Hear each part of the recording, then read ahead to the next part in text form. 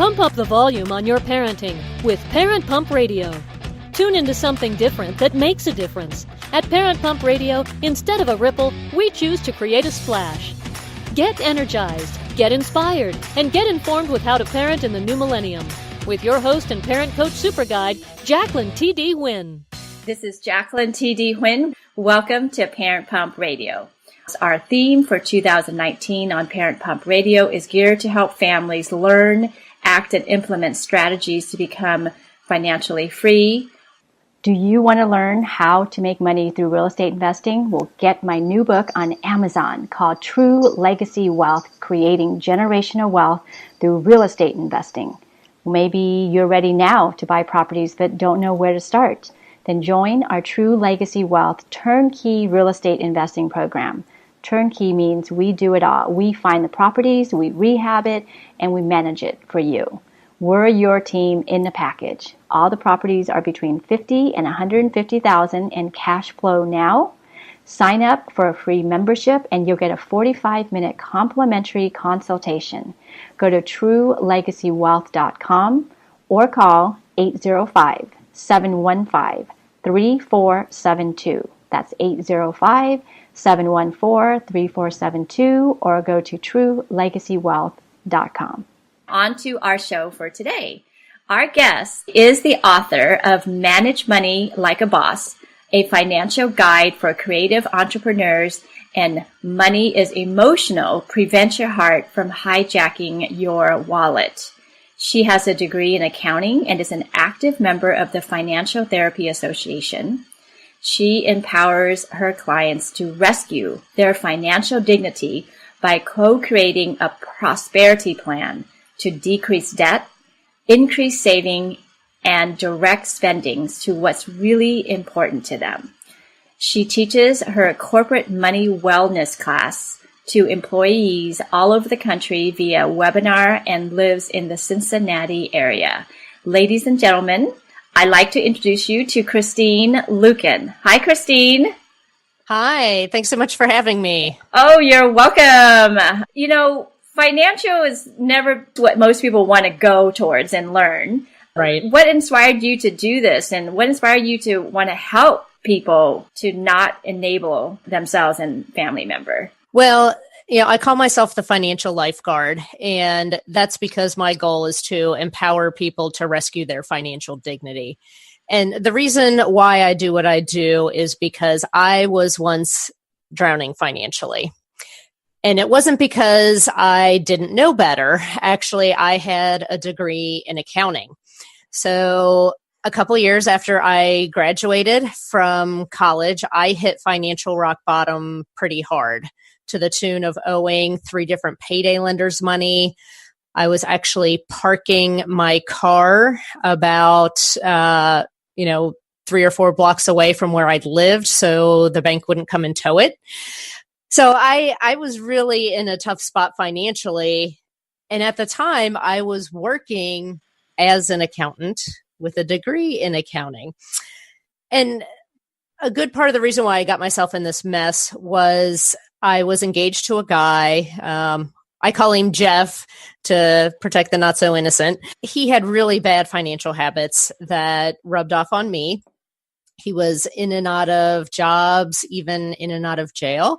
And I thought that if I just loved him enough, that he would change. And unfortunately, he only got worse. And financial enabling was a big part of that problem. When I finally got to the point of saying enough is enough and I wanted to leave the relationship, I didn't actually have any money to move out. So I ended up moving back in with my dad and my stepmom. As a young adult, probably the worst thing, at least to you, is moving back in with your parents after being out on your own, for 4 or 5 years. Yeah. I really felt like a failure, but it was the best thing that happened to me. It allowed me to regroup and get back out on my own. So my parents didn't lend me any money. They didn't pay off my debts. But they did provide me a safe place to stay for free for a couple months with a deadline to get me back out on my feet. I guess it was probably about a year after that that one day as I was driving to work, it dawned on me that I couldn't remember the last time I worried about money. Wow. Because, I had gotten out of that situation and, things were rapidly improving. I wasn't completely out of debt at that point, but I was definitely well on my way to becoming financially healthy. And I don't think I realized how much I worried about money until I was on the other side of it. And so that's when I thought, you know what, there's probably a lot of other people out there who don't even know as much as I do about managing money, because as an accountant, you have to learn all this stuff. Yeah. Do it all. I wasn't doing it. And so I thought, what about all the people who don't even, have some of this basic financial literacy, on top of the fact that there are emotional and relational factors that keep you from doing what's in your best interest financially. And that's when I started getting involved with volunteering, doing some financial literacy courses at my church. And that turned into me going and getting my certification to be a financial counselor, which turned into a part-time job, which, almost 8 years ago. Now, this is my full-time business. Wow. So that's a big circle around there. That's the short story. Yeah, I have a similar story, so we'll have to talk about it offline sometime. What are some of the warning signs that we might be enabling someone? We have all been in some sort of relationship where we think that we're going to change them, or that we hope the love between the two of you is going to shine the light on it. Right. Yeah. And, just to elaborate a little bit on my story, obviously there were more issues than just the money. Oh, absolutely. Yes. Yeah. So it's rare that something is purely a financial problem. Exactly. There's always some other factors that are influencing it. And that's one of the reasons why I say, money is emotional, and we can't ignore those things. We can't ignore those things that affect our financial behaviors. And so it was almost like in my late 20s, it was almost like I was a parent and Jeff was like my teenage son. So, he would get into situations where, he would need money, or he wouldn't have his share of the rent to pay the bills. And there was always some excuse, there was always some reason, and it was never his fault. And, it's like when you see that there's potential in someone and you want to believe the best, I think it's hard not to help people. I'm a nice person. You seem like a very nice, nurturing person. I'm sure most of the people who are listening right now, as parents, it's your job to nurture. It's your job to take care of people. Yep. And we want to help and save people, like you're saying. It's in our nature to reach out and try to save someone and not have them go through any hardship. Right. But sometimes our help is not helping. Yes. And, unfortunately, the more that I helped Jeff, the progressively worse he became. He wasn't spending part of our rent money on weed the first year that we dated. But, the 5th year that we were together, he did that more than once. So you think I would learn. Oh, boy. So let's talk about some of these signs that you're in this dynamic with someone. Now, this can be a situation where it is, someone you're dating, or, someone you're married to. It could also be a parent, or it could be a teenage or young adult child.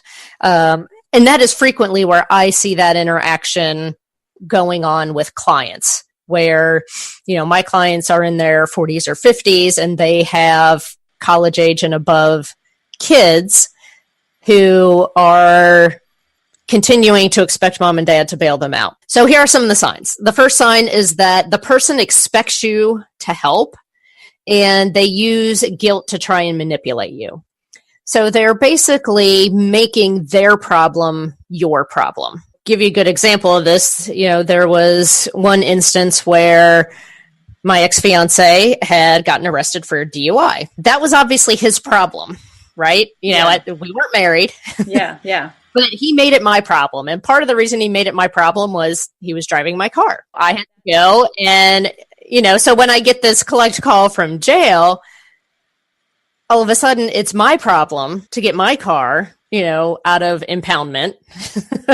It's my job to come up with bail to get him out because he's going crazy in jail and I got to get him out of there. I didn't have any money to bail him out. And, he put pressure on me to sell some stock that my dad had bought for me for my 21st birthday. Wow. That was worth probably somewhere in the neighborhood of, $1,500 to $2,000. Using that guilt to manipulate you, that's one of the big things, where he would say things like, basically choosing between love and money, where he made it seem like, oh, money is more important to you than me. Well, that's not true. First of all, he is basically saying in that situation that money is more important to him than I am, because he should have known the value of that gift was not strictly monetary. That was a gift from my dad for my 21st birthday. You will see a lot of that when people are trying to manipulate you and to make you feel bad. And basically what they're doing is they're making their problem your problem. And some of that is boundary issues. So I highly, highly recommend the book called Boundaries by Dr. Henry Cloud. It is really, really good. So it was probably one of the first books that I read after I left that relationship because my counselor recommended it. Wow. Because I did not have good boundaries. Yeah. I think a lot of us don't have good boundaries, though. Yeah. Well, and I've heard it explained this way, which I thought was very cool, where they did it as an analogy of your lawn. This would be like your neighbor guilting you into cutting their grass. That's their grass, and just because their grass is overgrown and has a bunch of weeds in it, I might not like seeing that over the fence, but it's not my responsibility to go over there and mow their yard and put down weed killer. Right. Yeah. And so I really liked that analogy of, whose responsibility is this really? Is this really my responsibility, or is it their responsibility that they don't want to deal with? That's a good point. Yep. The other enabling sign is the person makes the same kinds of financial mistakes over and over. So this person is not learning from their mistakes. This isn't a situation of, oh my gosh, your sister's going through an unexpected divorce and she's in a tight spot and needs to borrow some money so she can put a down payment on an apartment so she can leave her, crazy soon-to-be ex-husband. And once she's off on her own, then that's it. She's good. And at some point in the future, she pays you back. That's not what we're talking about here. This is someone who constantly needs to be bailed out. They're always borrowing money. And sometimes it's not even money. Sometimes they are, they're coming over your house and they're eating your food, or, when we're talking about, college kids and beyond, I mean, I'm just like shocked at how many are still on mom and dad's cell phone plan. Yes. And you know what?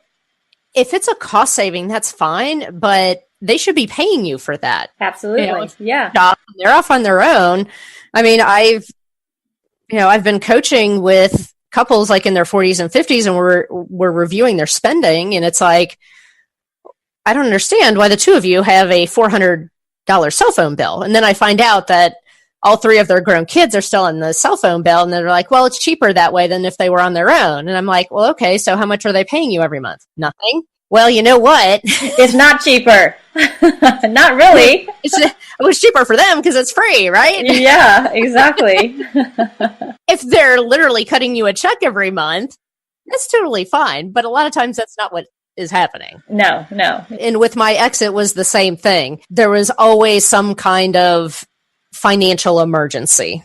And when I stepped in to help him out, a couple of weeks later, it was something else. So it's not like he was learning his lesson. And we know those people in our lives, even if it's our children or friends or our extended family. Absolutely. Because there's something in your body that tells you, like, Dad, this does not feel right. I really don't want to do it. But out of that feeling of guilt, you do it because you don't know how to say no. Right. Well, and one of the tricks that I will tell people to do, I call it the be your own best friend technique. And so whenever you've got one of these emotional money decisions in front of you, is I would say, okay, Jacqueline, write out this situation as if it were happening to your best friend. You know, this isn't something between you and your college age son. This is something between your best friend and her college age son or daughter. And actually write out the situation as if it were happening to them. And then write down, as this person's best friend, what advice would you give her? Right. And then you need to take your own advice and be your own best friend. I've used that technique too. Yes. I mean, it really does work, because when you can see it so clearly with someone else. Yep. When they're doing these unhealthy behaviors. But And that analogy goes with anything. I've had friends contact me about guys they're dating and should I stay with him? And I said, well, if you were giving that advice to me and I was dating that guy, what would you say? Run away. Yeah, another chance. Right. Yes. Well, and the other thing I tell people, and you know, I had to hear it myself, and the first time I heard it, I did not want to hear it. The first person I heard say this was Dr. Phil. And this was his very first book, and it was, you teach people how to treat you. What you accept will continue. Yep. The first time I read that, I literally threw his book across the room. Because I was like, I didn't ask to be treated that way. But it was like, you know what? You know, he would ask for money. I would argue. I would resist. He would keep at it. He would escalate it into a fight because he knew that I don't like conflict. Yep, and you break down. To a point of saying, fine, and I would cave in. So I basically taught him that was the pattern, and that was how he could get his way from me. Yep. Oh my God, you bring back memories of past relationship. That's so bad. It wasn't just about money, with other things, but you know, that same cycle. Yeah. Right. Well, and let me be clear. There were way more things wrong in this relationship. Yeah, exactly. Yeah. The money. I wasn't just a financial enabler. I was an enabler, period, with really bad boundaries. Absolutely. I get you. You're speaking to the choir here. Yes. I mean, he would ask me to call in sick to work for him. He didn't feel good, and I would do it. Wow. Okay. I didn't want to do it, but I did it. Let's get back. What would you say to those parents then who have a hard time allowing their kids to make their own money mistakes and learn from the consequences then? I like to use a swimming analogy, and part of that is just because I'm the financial lifeguard, so I like swimming analogies. So if you've ever had a drowning scare with your child, you know how absolutely terrifying that is. You know, whether it's your child or someone else's child that's floundering in the water. Your first response is, you know, you're going to jump in, you're going to grab that kid, and you're going to get him to safety. Absolutely. Now, a responsible parent, once they get that child to safety and they get them calmed down, within 24 hours, they should be picking up the phone and scheduling swim lessons. Right? Right. Because you may not be there next time. You can't protect your kids. You can't say, well, you can never go around a pond. You can never go around a pool. You can't be close to a lake. There's water everywhere, right? And so we understand that, you know, as adults, the kids in our life, they should learn how to swim. That's an important thing. And the problem is when we are financially enabling, when the person is drowning financially, we are essentially jumping in to save them or throwing them a life ring and pulling them to shore, but we're never teaching them how to swim. We're never requiring them to do any work to receive that help. So, you know, rather than throwing the life ring right over your head, I should be starting to teach you the fundamentals of how to swim. And the next time something happens, I'm going to throw that ring 3 feet away from you. It's going to require you to apply some of what you have learned to reach over and grab that ring. And I always tell parents there should be strings attached to your help. It should not be comfortable, especially for your grown kids, to accept help from you. There should be strings attached that make them want to do it themselves. Give us an example of what you mean. Here's a good example. My dad knew that my ex-fiance was bad news. He knew that. For a time when I was in college, my parents paid for my car insurance. Well, there came a time where my dad said, I do not want him driving your car. He's like, especially if I am paying the insurance. I think that's reasonable. Right. And so I basically said, fine, I'll pay it myself. And I went and got my own insurance. But if my dad had caved and said, if I kept pushing him and he would say, okay, fine, then his help doesn't have any strings attached. Right. At the time, I was in my 20s. I was working part-time. I was fully capable of paying for my own car insurance. He was helping me, but that help had a string attached, and that was, you're the only person to be driving this car if I'm paying your insurance. I didn't like that string, and so I cut it, and that was my choice. Got it. But that was one thing that my dad always taught me, is that, if I'm going to help you, there's going to be conditions attached to this help. And you may not like all those conditions, but in order to get this help, those are the conditions that apply. Right. So like if you're going to move home again, you have to pay $50 in rent, whatever that's reasonable there, until this amount of time, and you'll get a raise, in rent next year or something like that. So there's a condition. Right, exactly. And, when I moved back in with him, there was a condition. It was 90 days. You have 90 days to get back on your feet and get back into an apartment. That required some hustling on my part. And because my credit was shot, it also took some sweet talking to an apartment manager to say, I know my credit is a complete disaster, and I can explain to you what happened, and I can pay you an extra deposit and whatever. But if my dad hadn't set that time limit, it would have gotten very comfortable for me to not take action. Okay, there are parents out there who are already enabling their children, and that's the norm. So what would you recommend to them to correct that situation? Because we're going to see probably lots of tantrums. Yes. The first step is admitting that you are part of the problem, that your enabling actions are part of the equation. The other thing you need to do is have a family meeting, to have a sit-down meeting with this person and say, this has been the situation thus far. Here's why it's not acceptable. Because I am doing this for you, it's having negative repercussions for me. I am taking on a problem that's not my own. This is your problem. These are your consequences to deal with. They're not mine. And be prepared for them to be upset. Yeah. Be prepared up front for them to be upset. And then set up a timeline for change. So, if you've been enabling someone, it's not like, okay, you have a week to get out. See you later. You need to set up a timeline to change. So it might be, okay, within 30 days, you're going to start paying your cell phone bill, or I'm going to turn your cell phone off. Within 60 days, you're going to be paying for your cell phone and for your car insurance. And within 90 days, you're going to have your own place. And then you have to stick to your guns. I mean, you have to be fully prepared if they don't pay you for the cell phone bill that you're going to turn off their phone. Because if there's no consequences, you might as well not even engage in this process to begin with. Exactly. Because then they know they got you anyway. So just push, right?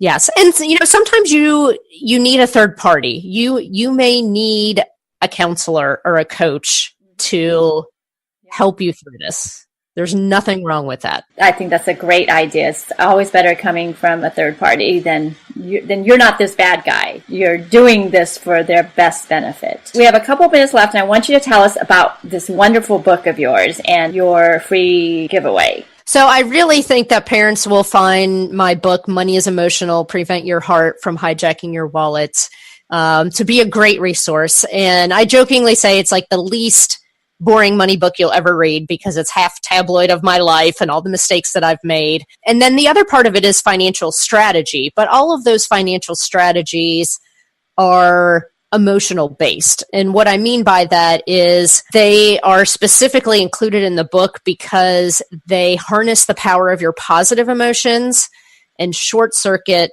the negative emotions so that you can actually accomplish the financial goals that you want to. And I have had parents come to me and say that they have read this book in conjunction with their kids, even as young as like 11 or 12 years old. Oh, wow. So it's Okay. very understandable even to kids who are in middle school and high school. If readers go to moneyisemotional.com, they can download the first 3 chapters of the book for free. That website is in the show notes, along with Christine's website, which is Christine Luken, Luken.com. Okay, well, thank you so much, Christine, for being here today. It was very informative and always nice to learn more about what we can do that's even better. Thanks so much for having me. Okay, and the quote of the week is from Dr. Martin Luther King. Take the first step in faith. You don't have to see the whole staircase. Just take the first step. Have a great week, everyone. Thank you so much for joining us today. Go to parentpumpradio.com and click on the pink box on the top of our homepage to listen to our new and archived shows. To be instantly notified of new episodes, subscribe to our RSS feed. The RSS feed button is located at the top of the page where all our shows are featured. And after listening to the show, go to parentpumpradio.com or our Facebook page to leave your comments, questions, and topic suggestions. And while you're at our website, sign up to receive a free gift. Until next time, have a wonderful week.